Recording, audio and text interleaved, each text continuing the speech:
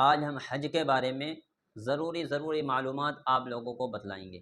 اس لیے حج میں جانے سے پہلے حج کے بارے میں معلومات ہونا بہت ضروری ہے، ورنہ ہوتا کیا ہے، ہم لوگ کیا کرتے ہیں، حاجی لوگ کیا کرتے ہیں کہ جو دوسروں کو دیکھ لیا بس ویسے ہی کر لیا، ہم کو پورے ارکان معلوم نہیں ہوتے ہیں کہ فرض کتنے ہیں، واجب کتنے ہیں، کیا کیا کہاں کون کون سا عمل کرنا ہے۔ دوسرے جو کر رہے ہیں بس ان کے دیکھا جا کے ہم نے کام کر لیا۔ تو اس ویڈیو میں پوری معلومات جاننے کے لیے پورا ویڈیو انشاءاللہ دیکھیں۔ آپ حج میں جانے سے پہلے ضرور اس ویڈیو کو ضرور دیکھیں۔ تو حج انسانوں کے لیے ایک بہت بڑی سعادت ہے، حج انسانوں کے لیے ایک بہت بڑی سعادت ہے، مگر چونکہ عام طور پر زندگی میں ایک ہی مرتبہ اس فریضے کو ادا کرنے کا موقع ملتا ہے، اس لیے اس کے مسائل ذہن میں نہیں رہتے اچھی طریقے سے، کیونکہ بار بار جس چیز کو ہم نہیں کرتے وہ ذہن میں بھی نہیں رہتی۔ تو زندگی میں بعض لوگ وہ خوش نصیب آدمی ہیں جن کو ہر سال مل جاتے ہیں اور چند سالوں کے بعد حج کر لیتے ہیں، لیکن اکثر و بیشتر یہ معاملہ ہے زندگی میں ایک باری آدمی اکثر لوگ کرتے ہیں۔ لہذا ضروری ہے حج کے لیے روانہ ہونے سے پہلے اس کے مسائل اور احکام کو اچھی طرح سیکھ لیا جائے، کیونکہ بعض مرتبہ حج کے دوران ایسی غلطیاں ہو جاتی ہیں جن کی وجہ سے حج ادا نہیں ہوتا۔ یہ یاد رکھ لیں، ذہن میں رکھ لیں آپ۔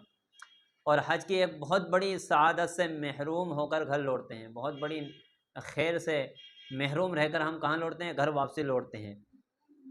اس لیے ضروری ہے کہ ہم اس کے مسائل سیکھیں اور معلوم کریں۔ میں کتنے فرض ہیں وہ آج میں آپ کے سامنے بیان کروں گا، کتنے واجبات ہیں۔ فرض اور واجبات ادا ہو گیا ہمارا تو حج ہو گیا ہمارا، یعنی آپ اس کو اچھی طریقے سے سمجھ لیں۔ حج کس شخص پر فرض ہے؟ حج کس شخص پر فرض ہے؟ اللہ تعالیٰ نے قرآن عظیم کے اندر فرمایا سورہ آل عمران میں، لوگوں میں سے جو لوگ بیت اللہ تک پہنچنے کی طاقت رکھتے ہیں ان پر اللہ کے لیے اللہ کے گھر کا حج فرض ہے، اور جو کوئی انکار کرے تو اللہ دنیا کے تمام لوگوں سے بے نیاز ہے، اللہ دنیا کے تمام لوگوں سے بے نیاز ہے۔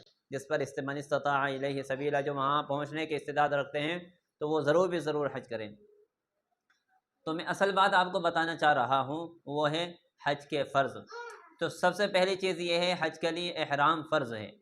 احرام، یہ دو چادریں ہوتی ہیں، ایک لنگی اور ایک اوپر چادر، وہ حج کے لیے فرض ہے۔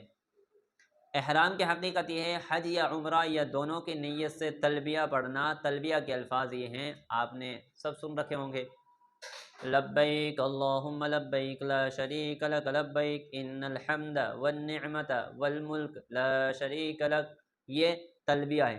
احرام ہم نے باندھ لیا اور تلبیہ پڑھ لی ہم نے، اب یہ تلبیہ پڑھنا ہی، اب یہاں سے پابندیاں شروع ہو جائے گی۔ صرف احرام باندھا ہم نے اور تلبیہ نہیں پڑھی، نیت نہیں کی تو پابندیاں، بہت ساری پابندیاں ہیں، وہ میں آپ کو بتانا نہیں چاہتا ہوں، بتانا یہ چاہ رہا ہوں حج میں سب سے پہلا فرض یہ ہے کہ احرام کا باندھنا ہے اور تلبیہ پڑھنا ہے۔ تو تلبیہ کو تھوڑی بلند آواز سے پڑھنا بھی مسنون ہے۔ ابن ماجہ کی روایت ہے کہ رسول اللہ صلی اللہ علیہ وسلم نے ارشاد فرمایا، میرے پاس حضرت جبرائیل علیہ السلام آئے اور مجھے حکم فرمایا میں اپنے صحابہ سے کہوں کہ وہ تلبیہ بلند آواز سے پڑھیں۔ یہ ابھی میں نے پڑھ کے بتایا تھا، لبیک اللہم لبیک لبیک لا شریک لک لبیک ان الحمد والنعمت لک والملک لک والملک لا شریک لک، یہ تلبیہ پڑھنا ہے۔ تو پہلا تو یہ ہے حج کے لیے احرام باندھنا فرض ہے، یاد رکھنا احرام کے کپڑے۔ اب دوسرا فرض حج کے لیے 9 ذی الحجہ کو میدان عرفات میں ٹھہرنا، یہ فرض ہے۔ 9 ذی الحجہ کو، یعنی عید سے ایک دن پہلے 9 ذی الحجہ کو کیا کرنا کہ عرفات کے میدان میں ٹھہرنا، یہ فرض ہے۔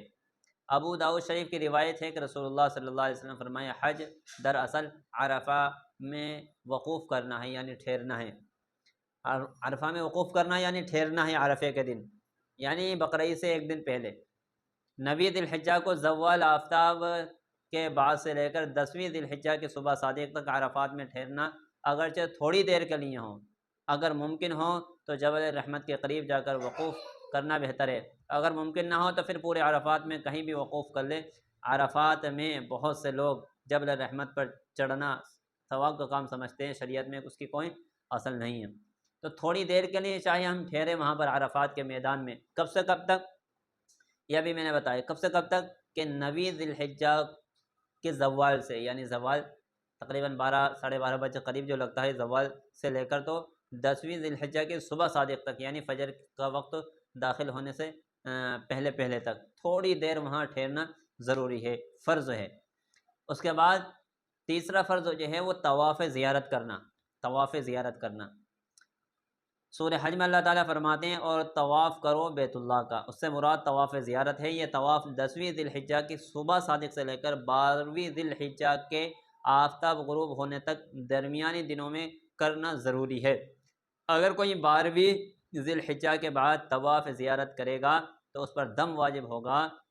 واضح رہے طواف زیارت وقوف عرفات کے بعد کیا جاتا ہے، لہذا اس سے پہلے جو طواف ہو وہ فرض میں شمار نہیں ہوگا۔ تو یہ ایک فرض یہ تھا طواف زیارت کرنا، اور اس کا دن میں نے آپ کو بتایا کہ 10ویں ذی الحجہ کے صبح صادق سے، یعنی جہاں وقوف عرفات کا وقت ختم ہوا اس کے بعد طواف زیارت کا وقت شروع ہو جاتا ہے، یعنی عید کی صبح سے، فجر سے پہلے سے لے کر تو جب تک قربانی، جیسے مغرب تک، 12 تاریخ کی مغرب تک یہاں طواف زیارت کرنا یہ فرض ہے۔ اتنے وقتوں میں لے کر 10، 11 اور 12، یہ 3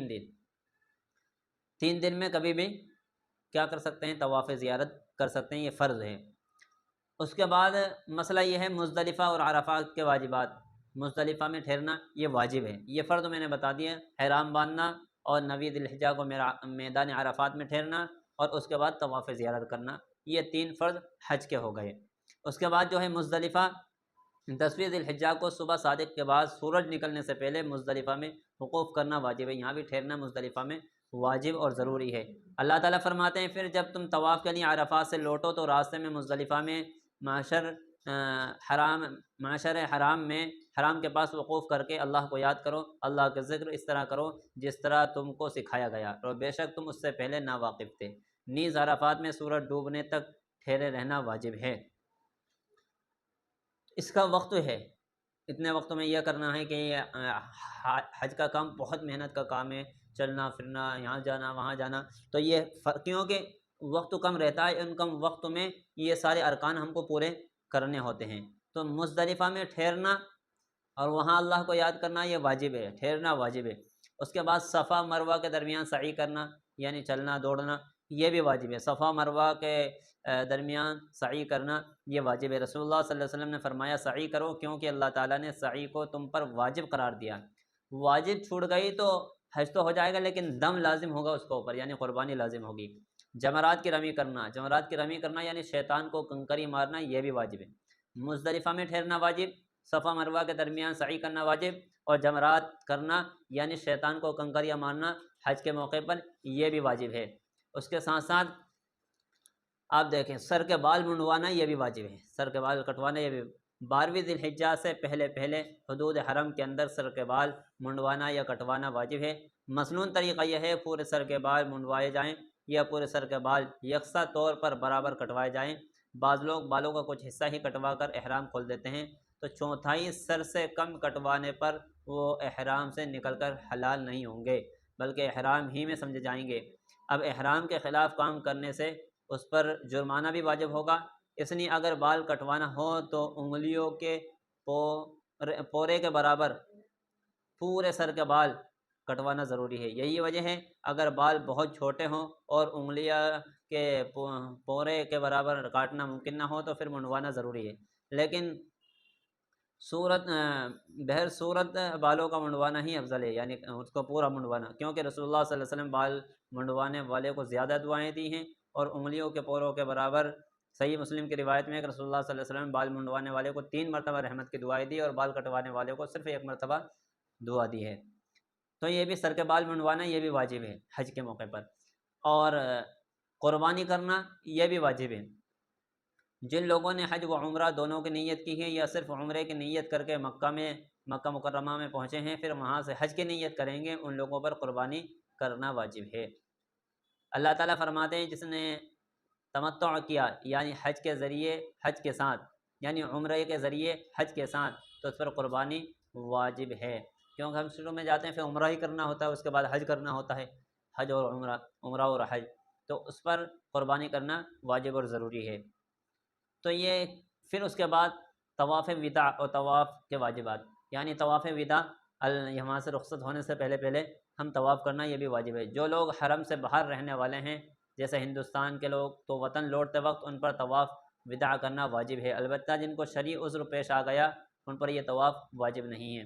جو آدمی پیدل چل سکتے ہوں اس کے لیے پیدل ہی طواف کرنا اور پیدل ہی صفا مروہ کی سعی کرنا واجب ہے۔ حدث اور ناپاکی سے پاک صاف ہو کر طواف کرنا واجب ہے۔ اگر کوئی شخص بے وضو طواف زیارت کرے گا تو جرمانہ بھی ایک دم واجب ہوگا، اور اگر جنابت کی حالت میں طواف کرے گا تو جرمانہ بھی ایک اونٹ یا گائے کی قربانی واجب ہوگی۔